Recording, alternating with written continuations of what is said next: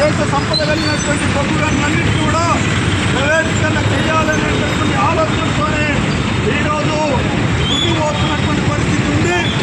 ఈ దేశ సంపద అంటే ఈరోజు ప్రజల సంపద.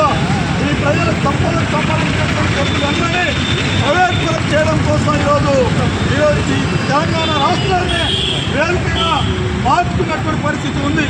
కేంద్ర గనుల శాఖ మంత్రి కిషన్ రెడ్డి గారు డైరెక్ట్గా ఈరోజు తెలంగాణ రాష్ట్ర రాజధాని హైదరాబాద్లోనే బొగ్గు గనుల దేశవ్యాప్తమైనటువంటి బొగ్గులన్నింటినీ ప్రైవేటీకరణ చేయడం కోసం వేల కోట్ల కోసం ఈరోజు హైదరాబాద్ కేంద్రంగానే ఈరోజు తీసుకున్నటువంటి పరిస్థితి ఉంది. చాలా దుర్మార్గమైనటువంటి అందుకనే కిషన్ రెడ్డి గారికి అడుగుతా ఉన్నాం. ఈరోజు సింగరేణిని మేము ప్రైవేటీకరణ చేయలేమని చెప్తా ఉన్నాం. మరో పక్క బొగ్గు గనులన్నింటినీ ప్రైవేటీకరణ చేస్తూ ఈరోజు సింగరేణి తీయమంటే మాత్రం దాని గురించి కిషన్ రెడ్డి గారు మాట్లాడారు.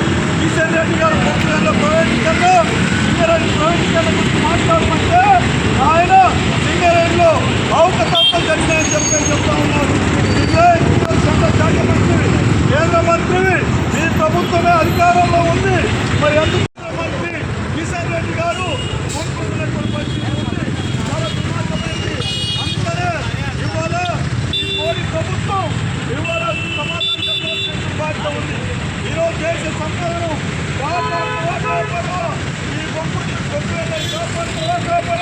కాపాడకపోతే ఈ దేశంలో ఉన్నటువంటి ఇలాంటి వీడియోల కోసం మా ఛానల్ని సబ్స్క్రైబ్ చేయండి, షేర్ చేయండి, లైక్ చేయండి, కామెంట్